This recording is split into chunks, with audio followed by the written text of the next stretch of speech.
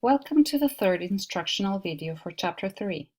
When a company recognizes the dollar equivalent of work done for the period, it is critical that GAAP rules are followed.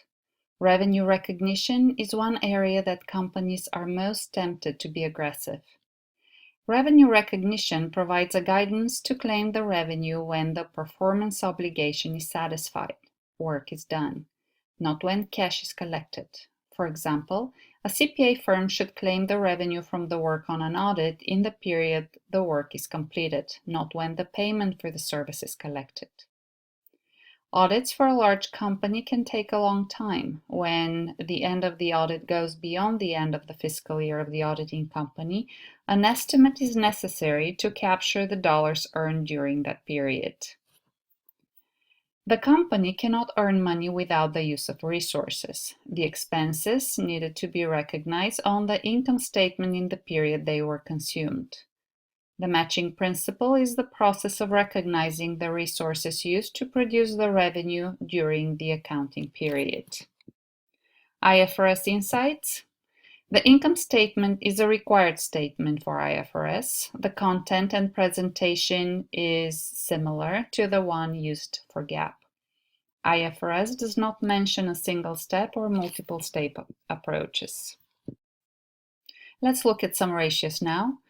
Return on sales is computed as net income is divided by sales. This is a measure of how much of the sales dollars end up as profits for the period. The higher the number, the better. You can see the comparison among Amazon, Sears, and eBay. Out of the three, eBay has the best return on sales ratio. Asset turnover ratio is computed as sales revenue is divided by total assets.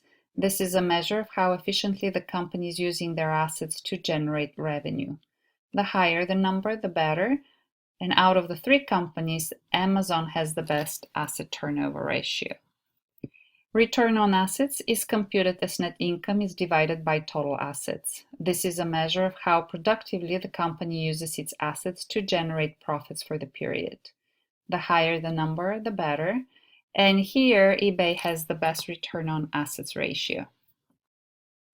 We already discussed the gross profit or gross margin ratio. This is a metric heavily used to evaluate efficient inventory management for the same company over a number of periods, or when we compare different companies.